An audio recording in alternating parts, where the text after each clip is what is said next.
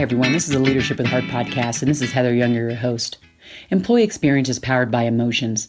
Managers and or leaders within organizations get to choose which emotions they unleash from within the people they lead.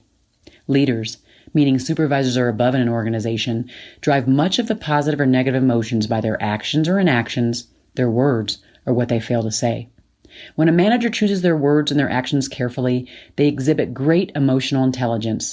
These managers are often thought of as leaders who care, or as I like to call them, leaders with heart.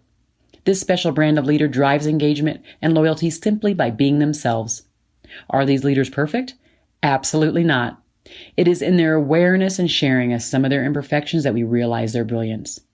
In this podcast, I ask you to see yourself in the stories my guests tell about times when they were not the best versions of themselves, but how they used their hearts to guide them to a place of deeper connection with their teams and heightened leadership prowess. Enjoy. Hello, everybody. Welcome to the Leadership of the Heart podcast. Today, I am super excited to have Danny Langloss on the podcast to chat about leadership a little bit. And so Danny and I met through LinkedIn, and I kind of seen posts out there from him. We kind of seen posts from each other. And then one day he just reached out and asked if I'd be on his podcast. And as I'm talking to him and hearing how he spoke about, leading others in his role at City of Dixon, I thought I have got to have him on my show. So immediately I'm like, now I want you on my show. So we're doing this like one after the other thing. So hopefully you'll enjoy my time with him. So welcome, Danny. Thank you, Heather. Thank you for having me. It's an honor. So where are you anyway right now in your leadership journey? I tell you, it has been a journey. Currently in my journey, I'm the city manager of Dixon. Dixon's a small community of 16,000 in Illinois, and we're about 90 miles due west of Chicago. I've been blessed to work for the city of Dixon now for 24 years. I started actually as a police officer when I was 21 years old in 1996. Took on my first leadership role as a sergeant, detective sergeant. And then at 33, I was promoted to police chief and served out of that role for 10 years prior to transitioning into the role of city manager. And that so many people are like, how do you go from being the police chief to the city manager? And I think a lot of people will remember the largest embezzlement in the history of the United States municipally. Rita Crunwell had stolen $54 million from our community over a period of 25 years. And in the wake of that fallout in April 2012, when I was the police chief, I was asked to be part of a leadership team that helped restore and rebuild trust of our city team, of our community, and to help professionalize every aspect of city government. At that time, we were in a commission form of government, which is really siloed.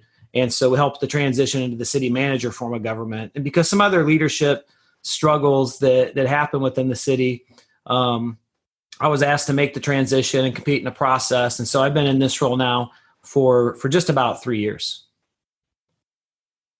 Wow, that's a journey for sure. I mean, I agree with you. Like the thing about moving from police chief to city manager, what I love about it is, boy, your view is so different. I mean, because for those who don't start off in that role, the lack of empathy for the plight of what's happening with the law enforcement, and just you having a well-rounded view helps you lead more effectively in all those areas, right? You just have a bigger, more expansive vision and view of what the world looks like.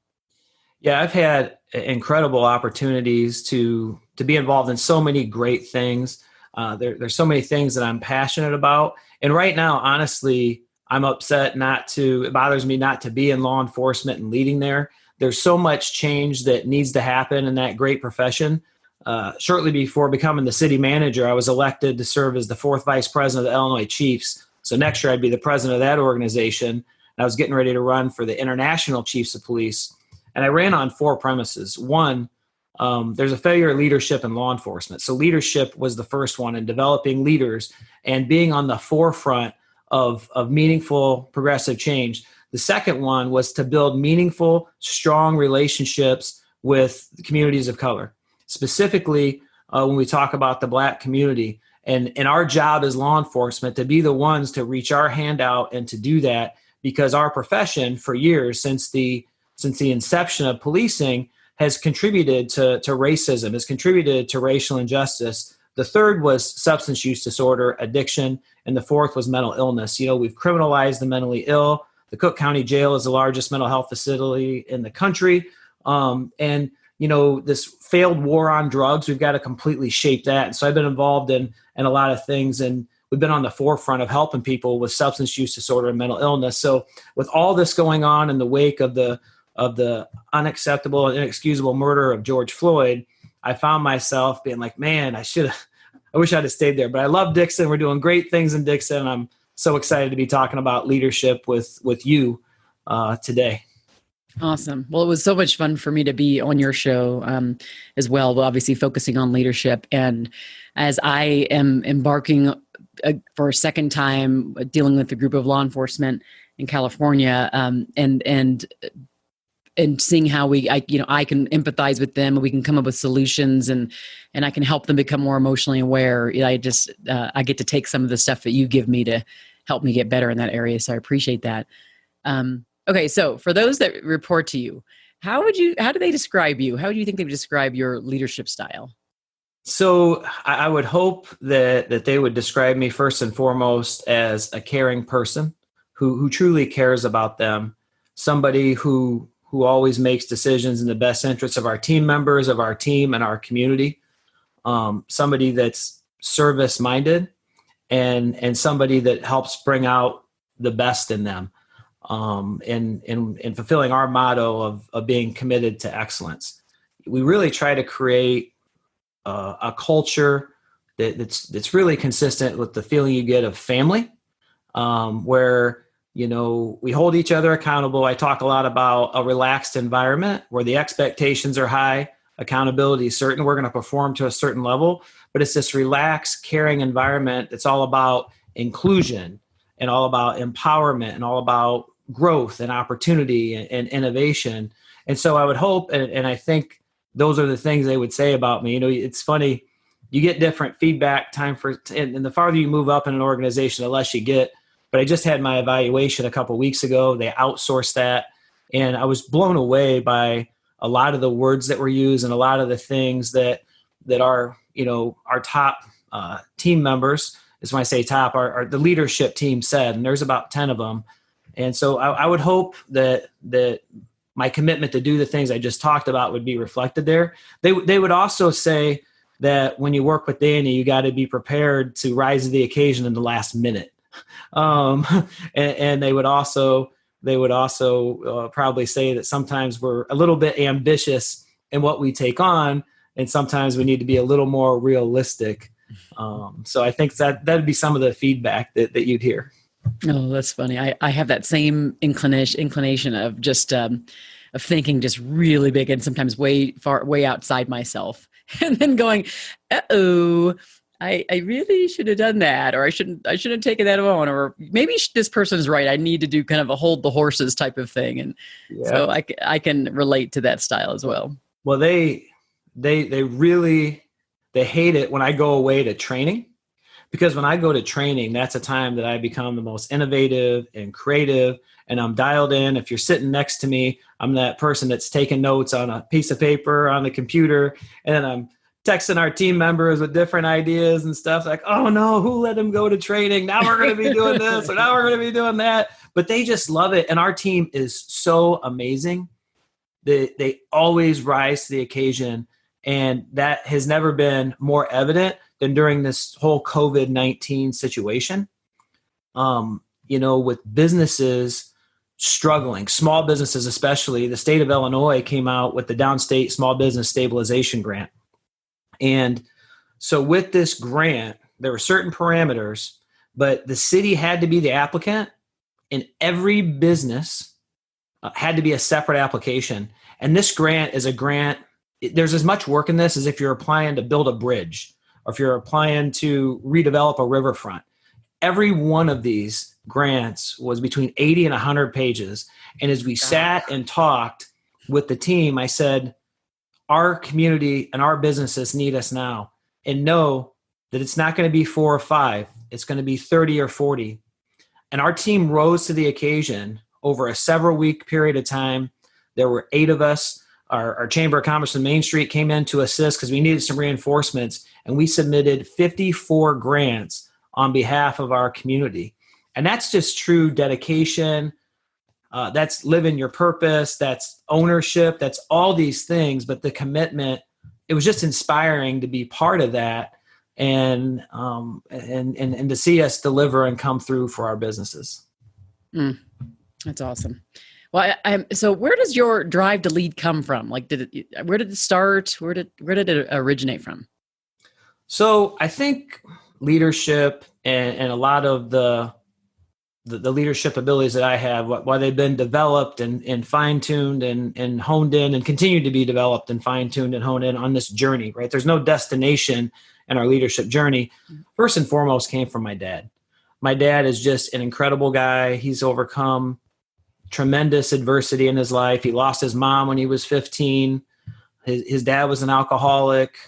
My dad was in Vietnam at 17, grew up in the projects on the south side of Peoria, and came out of that and was the vice president of a company, a major CB company in the 80s, ended up going out and starting his own business. And when people like Best Buy and Circuit City could sell it cheaper than he could get it, had to, shift and pivot. And he's always done that. He's always taken care of us. And even though we didn't have a lot growing up, I felt like we were rich. We lived in a $40,000 house, but I always got the new G.I. Joe or Star Wars or whatever. And he just taught me so much about the only person that can stop you. There's always a way.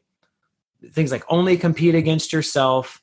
And the more you give back, in the end, the more you receive. And so he's had such an impact on my leadership. But my desire to lead comes from, I've always wanted to be in the position that gives me the ability to make the biggest difference with my current skill set.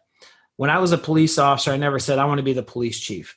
I just always wanted to be in the position that gave me the chance to make the biggest impact. And early on, that was as a patrol officer. And then it was as a detective. And I'm very passionate. One of the things I'm very passionate about is giving a face and a voice to victims of child sexual abuse. I specialized in that for 10 years. I worked these cases, was sent to incredible training, helped create our first Children's Advocacy Center. And so I was very frustrated with the way victims were treated when they came forward, the way people generally took the perpetrator's side. And so being in a position to make a bigger difference in that area, when I became police chief, that wasn't a destination, that was a beginning. And I used the doors, the badge open to, create major community awareness and prevention campaigns, to raise money for our local center, and then to help this amazing and brave young woman, Erin Marin, create Erin's Law, which was the first law in the country that required age-appropriate child sexual abuse prevention education in grades pre-K through 12. And now with meeting her and helping her and running a state task force and getting that accomplished, now she's gotten this law passed in 35 states. So for me, I just share that story because it's always been about what position can I make the biggest difference from? And that's what really drives my leadership. And I've had great leaders coming up and role models like the late Lieutenant Harry Olferts.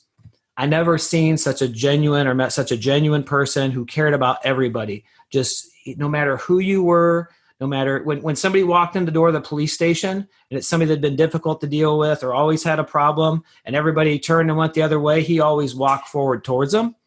And I've had some other great just leaders and mentors, and I continue to have a ton of mentors because I think that's important for our growth on this journey. So those are the things. Purpose really drives me, but just being in a position to make a bigger difference and impact is what drives me to lead, and my hope to give back to others and help make them better. And in the process, I think that helps make me better. That's awesome. For those who are listening, I'm sure you could hear why I had Daddy on. There's just so much heart in how he talks and and things that he says. And this is really critical when we think about leadership. How genuine are we? Like how much do people really truly sense and feel that we care for them and that that we're just good people and that we have their best interest at heart and that we do walk into the fire for them, right? And so this is just critical. It's the foundation. We can talk about being productive. We can talk about completing projects and achieving great things, but you do those things after you get to the place where people understand that you care for them. And so this is just a point I wanted to point out after we're listening to Danny really display it, I think, right now. So thanks for that. Thank you, Heather. So, okay, now that we've heard that, all that goodness, now I want to hear, there's some more goodness, just in a different way. I hear about a specific time when maybe you were not that glowing example of like the Danny you are today. You weren't the more enlightened leader, and you weren't really proud of yourself. But then what did you do? What was a catalyst for you to change? And then what did you do to come out of it generally? Yeah. So thank you, Heather. With all of us, we're not perfect. And when we think we are, we're done. And so there's been plenty of moments in my career where you take a look and you say, man, I wish I'd had that back. One of the things I struggle with, and I continue to struggle with, and I was thinking about this question because I love your podcast. I listen to it all the time. While my passion is one of my greatest strengths, it is also my greatest weakness. And I'll just give you an example from a couple weeks ago. We're having a meeting with our senior leadership team. Something happened that shouldn't happen, should never happen. I wasn't upset with the leader of that department, and they knew that. But as we were talking about it, I was very passionate about the mistake that was made and how we can't have that mistake happen again. And I did clearly state, this isn't your fault. I don't blame you. This one of his team members went a little rogue. But a couple of weeks later, he came in and we talked, and we have a very open, like I said, inclusive environment, lots of trust, lots of psychological safety. And he wanted to let me know that in that moment with other team members there, even though he's sure that I wasn't criticizing him or mad at him, it came across that way. And so this is something that I've had to work on, that I continue to work on today. And to be very mindful that if I'm going to be talking about things that are negative or a problem, that I need to really understand my emotion and dial that down. And I think I've done a pretty good job of it. But again, just the other week, that negative came out. And so when I'm positive, when I'm talking about leadership and our values and our team, this passion is great, but I've got to understand that I can't use that passion and that emotion in those other situations. Interesting. Yeah. So it's kind of like going back to self-awareness and the idea of emotional, like social intelligence. So the emotional self-awareness is about me, how I'm feeling, how things are impacting me, how maybe I am impacting the world. And then the social intelligence is really that side of things of others, like empathy and like just reading them and what messages are going to resonate more. And then there's the emotional self-management side, which is really focusing on, how much am I controlling my emotions and making them, bringing them forward in appropriate situations. And so it's, as you're talking through this, you kind of are walking me through what I understand in this space on emotional intelligence. So yeah, that's interesting. We all have to do that. I am a very high energy person too. And I can get really ridiculous. I can get geeky, which is why I'm on this show. I don't even try to make money here. I'm just here having the conversation, getting geeky every day. And that's what I love doing, is getting geeked out on this. Right. But taking it to the client, depending on what the client is, it depends on the conversation. I can't have that ramped up. So it does take a certain level of emotional self-management to calm it down, to kind of center it if it's necessary at that time. Sometimes we have to keep the energy up and it's necessary for us to stay there, but it's understanding when to do that adjustment. These are nuances of leadership. This is that stuff that people go, oh, that's just so common. That's just so obvious. I don't really think so. I think these nuances are difficult to decipher. And for leaders, for us, it's hard sometimes to know. And it's just an exercise in our emotional intelligence. We just have to continue to fight to get better at it. It is, and it's funny because this is something that I'm aware of, and it's something that I've had under very good control. But as leaders, the one things we need to do now, especially during COVID-19, is we're all wore down. Like my cup is full. And, since March 17th, for the next 10 weeks, I was working 7 days a week. The weekends were the short days, 8 hours a day. And in coming out of that, we aren't working as much, but just not being able to unplug. How are we taking care of ourselves? Not getting our workouts in, not, whatever it is that empties our cup. And I know and realize that because I wasn't taking care of myself and I wasn't getting my cup emptied, which I'm doing next week when I go on vacation. I'll come back a different person. I let my guard down on a weakness that I know and brought that out and made somebody feel a way that I never want to make them feel, and I'm glad. The positive of it was that our team, and I've seen this on multiple occasions, trusts me enough in the relationship we built, and they know I care about them so much that he could come in and let me know this bothered and upset him and how this came across, and come from a spot to know he knows I'm always trying to be the best leader that I can be. And he came from that conversation, a point not of anger or being mad, but hey, Danny, you help me all the time. I want to help you. I'm sharing this with you to help you. And that was such a powerful thing. And I was really proud of him, and I thanked him. And I just really appreciated the fact that he had the courage to come and talk to me about that, and to give me an opportunity to apologize and to reflect and to put, okay, I got to get on vacation and get my cup emptied. But regardless of that, I got to show up better, and I got to be more aware of that and do a better job. Curious to know, what are some of the fun ways or interesting ways you connect with your people when things do get like a little tense, or you're on projects or things are just happening? What do you do to kind of reconnect with them in a way that, centers everybody? So a couple things. One, I think proactive communication is the greatest tool of leaders. And during these times, especially, connecting their passion and purpose to what we're working on specifically. So with these grants and the overwhelming nature of this task, and people looking at it and going, wow, holy cow. And I just thought, hey, we're here to make a difference for our community. These businesses could die if they don't receive this funding, right? And I know you love Dixon so much, and you've always worked so hard to have an impact, but there's never been a greater time to have an impact than right now. And as a team, as a unit, as a family, we're going to deliver. Who's in?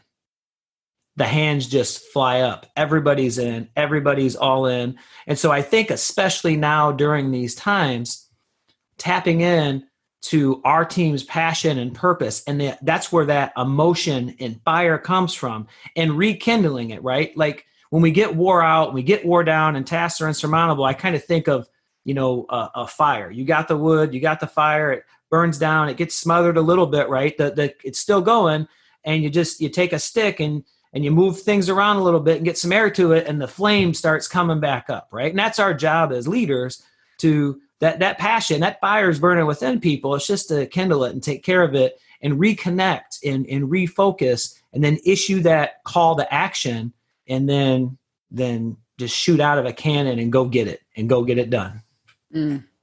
Good. That's awesome. I love that. And I agree too. I think, like, especially in times when times are tough, you really have to have a passion that you're really emotionally connected to. And so that's critical, is to help your people find it. I had, Judith Shimon, she's head of talent for MetLife now. She was at Google, and she was on my podcast, and she talked about having people find their personal mission separate from their professional mission, because that can be moved anywhere. You can shift that anywhere. So it doesn't have to just rest inside of one position.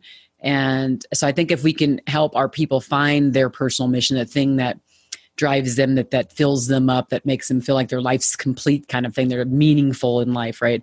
Then when it comes to these kind of crazy times, we just tap into those missions as well. So we have like the organizational mission, and then we have their individual personal mission that we're engaging with them, and we need them to really focus and move forward on things. And we tap into that, not in a manipulative way at all, in a way that, again, we're speaking their language, we're speaking to them in their hearts. So it's critical, I think. Thanks for bringing that up. So for those who are listening right now, who may be, struggling a little bit in their leadership, or just need a little extra motivation to get them through this week, what are a couple of pearls of wisdom you might lead them with? I think the big thing is for us to recenter and to refocus. And this gift of time that we've had with everything being shut down and slowed down is so important. But really to reassess and take time to reflect. So one of the things I do a terrible, terrible job at, I think I love the journey more than the prize. and then we're on to the next thing. And during this time, taking the time to reflect and to celebrate the accomplishments of your team, to celebrate the accomplishments that you've been involved in, to think about what's next, to think about what's really important, and then to see now more than ever as that time to shift and to pivot. The greatest challenge equal the greatest opportunities, right? And so I think that right now it's important for us to take care of ourselves as leaders, and you talked about that on my podcast last week, so we can take care of others. But part of that is really realigning us with our own purpose and what we hope to help others with. And then I think there needs to be a shift and a duty right now to really help take care of our team. So we got to take care of ourselves first, then we can take care of our team. But I think realigning mission, purpose within ourselves, what impact we want to make, take time to celebrate some of those successes that a lot of times none of us do, and let that be some fuel to rekindle and keep that momentum moving forward. I love that. I appreciate all those, like every time we get to the end and I'm just like, oh, that's just so powerful. We do need to make sure that we realign. And I think it's one of the things, I just started reading this book called The 12-Week Year. I think it's what it's called. 12-week year. I have to look at it next. I was reading it in the room, but basically this idea of our year is 12 weeks. And after that 12 weeks ends, we start off with another 12 weeks, and that's another year in our mind, so that it helps us continue to be, productive and everything. But I think that within that 12-week period too, it'd be nice that like every 12 weeks we realign. We make sure that what we're doing, we're walking in our purpose, that the things that we're doing connect to that purpose. And if they don't, we might want to consider moving those aside. And that's, I find for me, I'm more effective if I do continue to refocus or say, is this thing getting me closer? The other thing is it getting me closer, but also, is this thing based upon my ego? Is this thing based upon like filling me up to make me feel good and bigger and better? Or is this thing really changing lives? And is it changing me from the inside out? And those are the kind of things I ask myself. So this discussion is a really fruitful one. So I appreciate it a lot. So for those who are listening right now, if you found just a lot of value in listening to my discussion with Danny, please do make sure that you share this episode, and also don't forget to go write a review on Apple Podcast or wherever you listen, because it helps more people find this content. I think there's just a lot of richness that we hear in each of these stories. There's just so much learning. It's hard for me to I think do it justice when I try to peel away and get the good stuff from it, because there's so much goodness. In fact, I've been writing this book. It has been an interesting journey, because it's been hard for me to not include stuff. So I want to tell everybody everything, and I can't. So, but it's because everybody has so much richness in the stories and in the different principles that they share. And so hopefully you're getting that same thing. So again, go ahead and share it. Go ahead and write a review. And Danny, this has been great. I appreciate you coming on just very next week after I talk to you on your show. You're wonderful. Thank you, Heather. You're amazing. I just, every time I speak with you, I just leave inspired and more motivated. And thank you for giving me this opportunity. Absolutely. And everybody, thank you so much for listening to the Leadership with Heart podcast. Be well. Thank you for listening to the Leadership with Heart podcast. You can grab the show notes by visiting customerfanatics.com. And don't forget to subscribe to our newsletter.